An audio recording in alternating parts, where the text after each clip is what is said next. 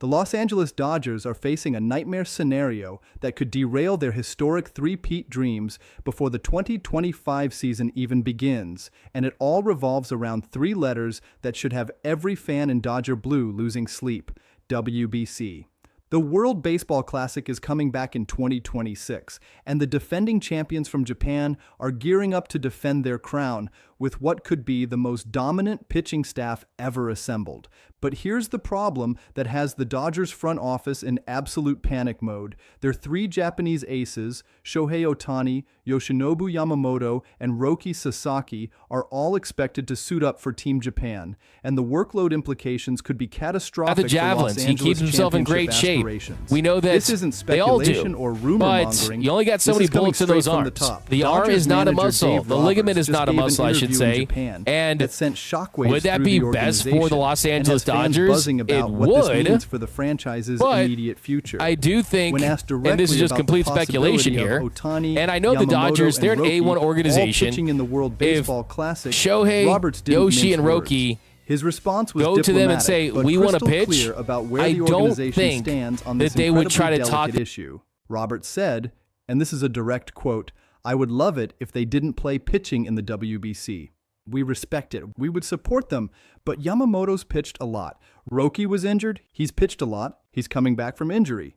Shohei Ohtani, he's coming back from injury. He pitched a lot. And it would be a good break to get ready for the season because their goal is to three-peat. And if they didn't pitch, it would probably be best for us."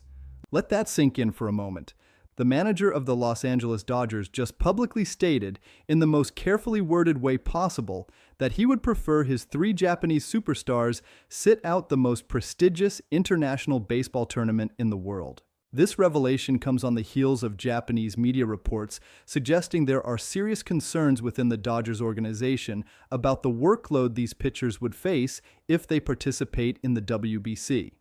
And when you actually break down the numbers and look at what these guys have already been through, those concerns start to look less like organizational selfishness and more like legitimate medical prudence.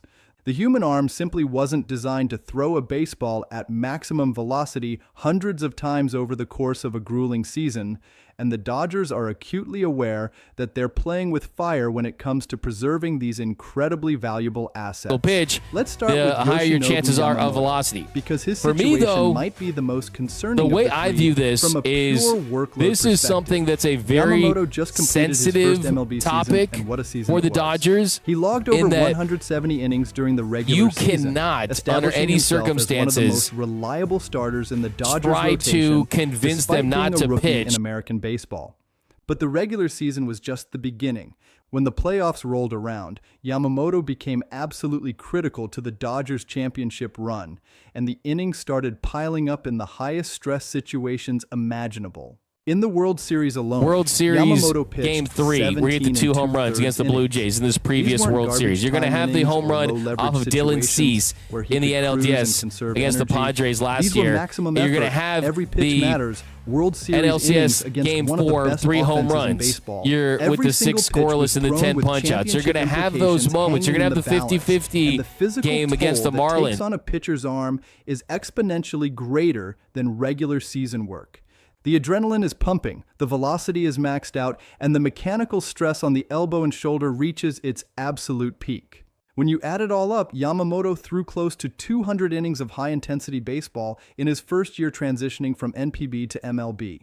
That's already a massive workload that would concern any competent You're going to have those moments, but on that short list of moments, in that 30-second package, you will include Shohei Ohtani striking out Mike Trout to win the WBC, one of the most electric moments in Japanese baseball history. In fact, you could make the case, of course, it is the greatest moment in Japanese baseball history. So it's something to think about because it does impact this team in more ways than one. Because if they make it clear they do want to how much.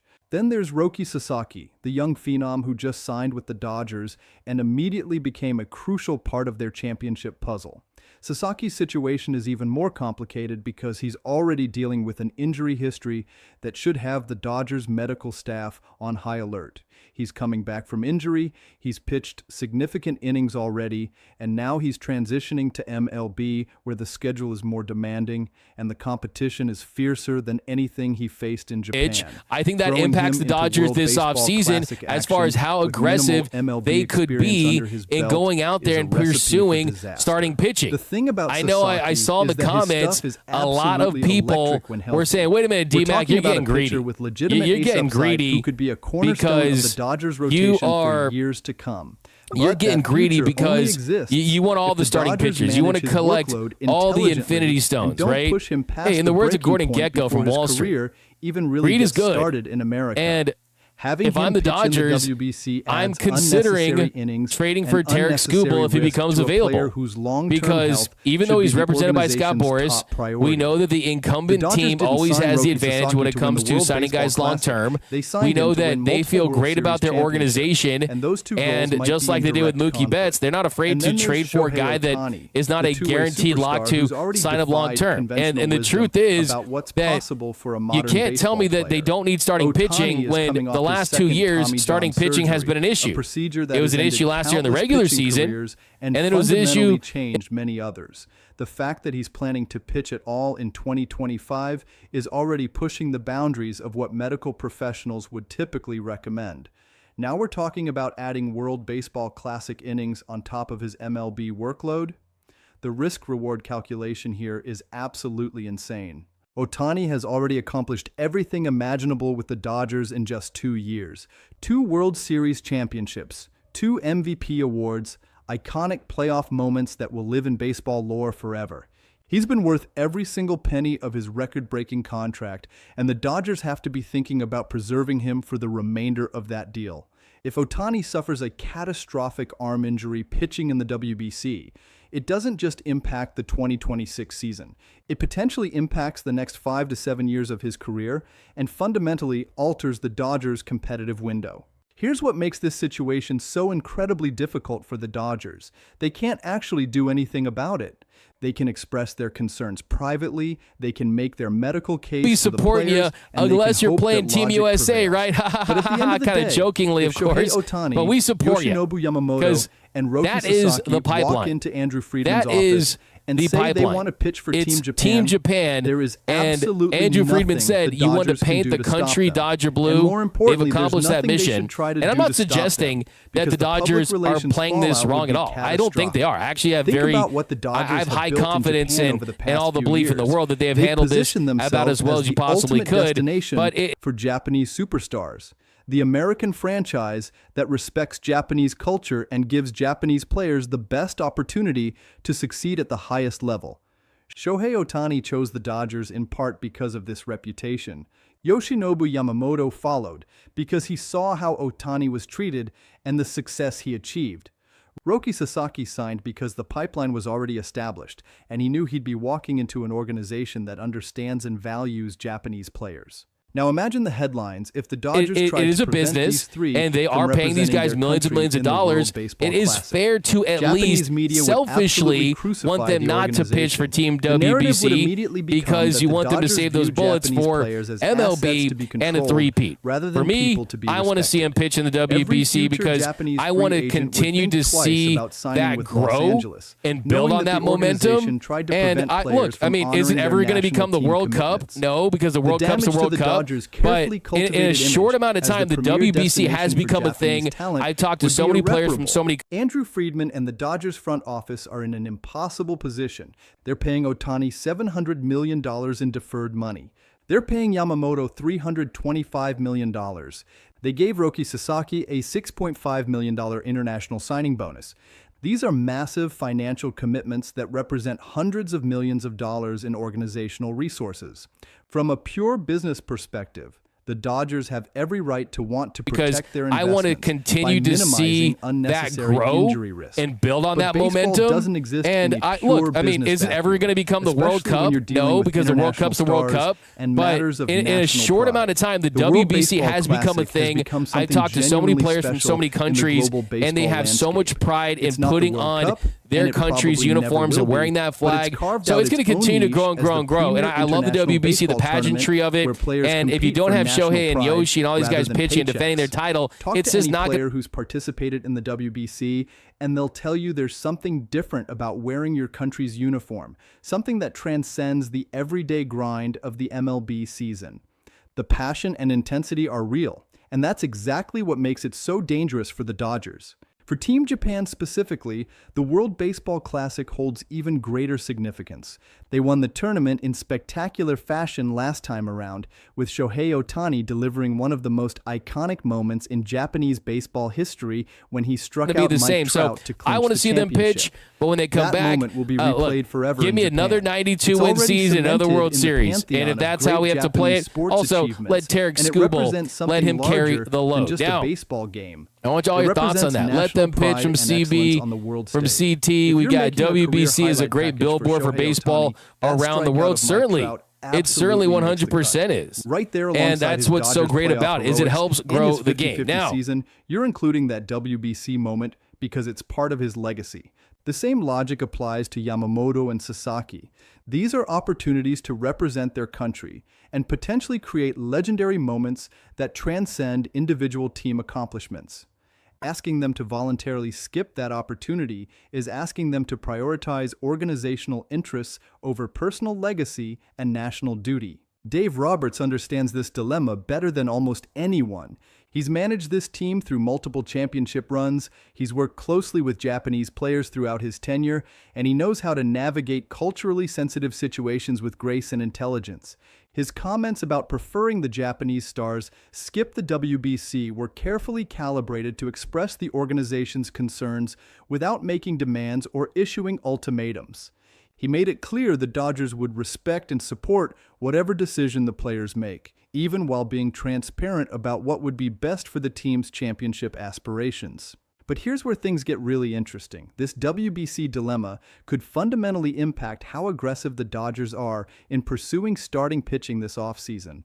If there's genuine uncertainty about whether Ohtani, Yamamoto, and Sasaki will be available for the start of the 2026 season, or whether they'll need extended rest periods after WBC participation, the Dodgers almost have to pursue additional starting pitching depth. They can't just hope everything works out and rely on guys who might be worn down or injured before the season even starts. This is where names like Tarek Skubal suddenly become even more relevant to Dodgers planning. Skubal is a two-time Cy Young Award winner who could potentially become the first pitcher since Greg Maddux to win 3 straight. He's represented by Scott Boras, which typically means he's heading to free agency. But the Dodgers have shown they're not afraid to trade for stars, even without extension guarantees. They did it with Mookie Betts, and look how that turned out. If Skubal becomes available via trade, the Dodgers have to at least explore what it would take to land him. Or what about Joe Ryan from the Minnesota Twins? He's a quality starter who could provide insurance against either injury or WBC-related unavailability. The Dodgers could even explore a blockbuster deal involving Byron Buxton that addresses both their center field situation and their starting pitching depth in one move. These are the types of aggressive moves that championship organizations make when they see potential vulnerabilities in their roster construction. The truth is that every single one of the Dodgers' projected starters has legitimate question marks heading into next season. Blake Snell dealt with shoulder issues and missed a significant portion of the year. Tyler Glasnow has a concerning injury history and seems to miss time almost annually. Shohei Ohtani is coming off his second Tommy John surgery and may not even pitch in 2025, depending on his recovery. Roki Sasaki has battled injuries and is making the transition to MLB. And Yoshinobu Yamamoto just threw close to 200 high-stress innings in his first year in American baseball. Looking at that rotation on paper, even without the WBC complication, the Dodgers probably need to add another quality arm. With the WBC potentially taking 3 of their starters out of action for extended periods, it becomes less of a luxury and more of an absolute necessity. The Dodgers won their recent championship primarily because they had elite starting pitching. The offense was inconsistent, the bullpen was shaky at times, but the starting rotation carried them through the most important games. If they lose that advantage because their Japanese stars are worn down from WBC participation, the entire championship equation changes. Here's the other thing to consider. If the Dodgers truly are concerned about workload management for their Japanese pitchers, they could simply handle it the same way they've handled other injury concerns in recent years. Have them pitch in the WBC, bring them back to the organization, and then don't pitch them for a month or 2 months or even 3 months if necessary. Treat them like they treated Blake Snell and Tyler Glasnow last year. Slow play their return to ensure they're fully healthy and recovered before throwing them into high-leverage situations. Dave Roberts even hinted at this approach when discussing Shohei Ohtani's pitching timeline last season. Roberts initially said Ohtani would pitch in May, but they ended up holding him back until June 16th when he finally made his first start against the Padres. The Dodgers are masters of workload management and strategic rest, and they could absolutely apply that same philosophy to managing post-WBC fatigue. Let the players represent their country, support their decision, and then bring them back on a carefully monitored schedule that prioritizes long-term health over short-term roster needs. This approach might even result in another 92-win season, where the Dodgers aren't dominant during the regular season, but peak at exactly the right time in October. Load management throughout the year, strategic rest periods for key players, and a focus on having everyone healthy and fresh for the playoffs has become the Dodgers' blueprint for championship success. If WBC participation requires an extension of that philosophy, it's a small price to pay for maintaining positive relationships with 3 of the most important players in franchise history. There's also the bigger picture to consider regarding the growth and development of international baseball. The World Baseball Classic has become an incredible billboard for the sport around the world. It generates passion and interest in countries where baseball competes with other sports for attention and resources.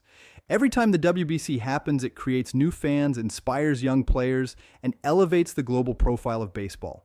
The Dodgers, as an organization that has benefited tremendously from international talent, have a vested interest in seeing the tournament succeed and grow. If the best players in the world start sitting out the WBC because their MLB teams pressure them to skip it, the tournament loses its luster and credibility. Fans want to see the absolute best competing for national pride. They want to see Shohei Ohtani facing Mike Trout in winner-take-all situations. They want to see Yoshinobu Yamamoto dealing against the best lineups America can assemble. Taking those players out of the equation diminishes the product and sets a terrible precedent for future tournaments. The Dodgers understand this, which is why Dave Roberts was so careful in his wording. He expressed a preference while making it abundantly clear the organization would support whatever the players decided. That's the right approach, both from a public relations standpoint and from a human decency standpoint.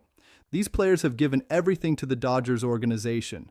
Ohtani and Yamamoto have been instrumental in back-to-back championships. They've exceeded every expectation and delivered in the biggest moments. The idea that the Dodgers would try to prevent them from representing their country after all they've accomplished feels wrong on a fundamental level. Here's what's likely to happen. Ohtani, Yamamoto, and Sasaki will all express their desire to pitch for Team Japan in the World Baseball Classic. The Dodgers will have internal discussions about workload management and injury risk. Medical staff will present their concerns and recommendations, and ultimately, the organization will publicly support the players' decision to represent their country while privately implementing a plan to manage their workloads carefully throughout the 2026 season. The Dodgers will also, in all likelihood, aggressively pursue additional starting pitching depth this offseason. They can't put all their eggs in the basket of 3 pitchers who might be fatigued or injured coming out of WBC competition. They need insurance, they need depth, and they need quality arms who can step up if the worst-case scenario plays out. Whether that means trading for an ace like Tarek Skubal or acquiring multiple depth pieces to fill out the rotation, the Dodgers will be active in the pitching market. From a fan perspective, this situation creates genuine anxiety about the three-peat chances. The Dodgers are trying to accomplish something incredibly rare in modern baseball, winning 3 consecutive World Series championships. Only a handful of teams in baseball history have ever achieved that feat, and it requires not just talent, but also incredible luck with health and timing.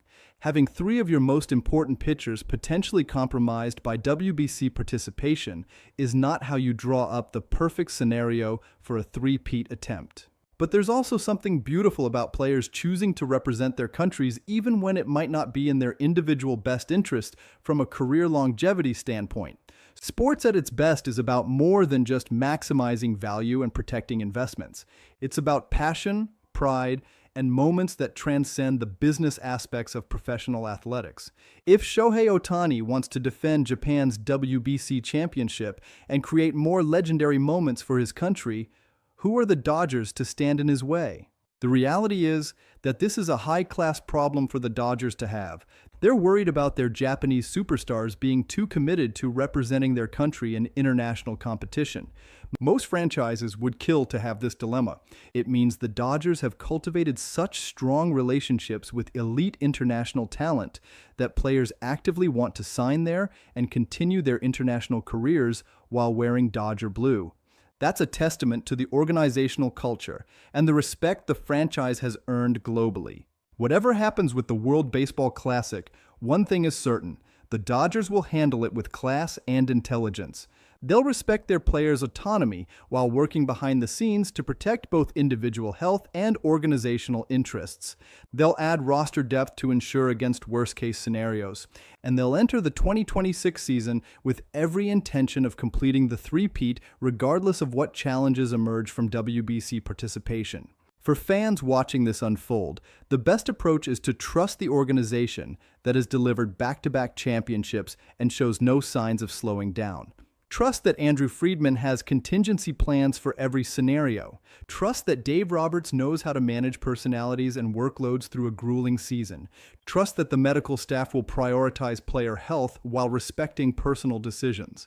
And trust that even if the road to a three-peat gets more complicated because of the WBC, the Dodgers have the talent, depth, and organizational excellence to overcome any obstacle. The World Baseball Classic dilemma is real, the concerns are legitimate, and the stakes couldn't be higher. But if there's one organization equipped to navigate this minefield successfully, it's the Los Angeles Dodgers. They've been preparing for challenges like this since the moment they started building their Japanese pipeline. Now we'll see if that preparation pays off when it matters most. If you're as fired up about this situation as we are, make sure you smash that like button right now. This is the kind of high-stakes drama that could define the Dodgers' next chapter, and we want to hear what you think in the comments below. Should Ohtani, Yamamoto, and Roki pitch in the WBC, or should they skip it to prioritize the three-peat? Let us know where you stand. And if you're not already subscribed to this channel, what are you waiting for? We're breaking down every single development in the Dodgers offseason with daily updates you won't find anywhere else. Hit that subscribe button and turn on notifications so you never miss a moment of the action. The road to the three-peat starts now, and you're going to want to be here for every twist and turn. Let's go Dodgers!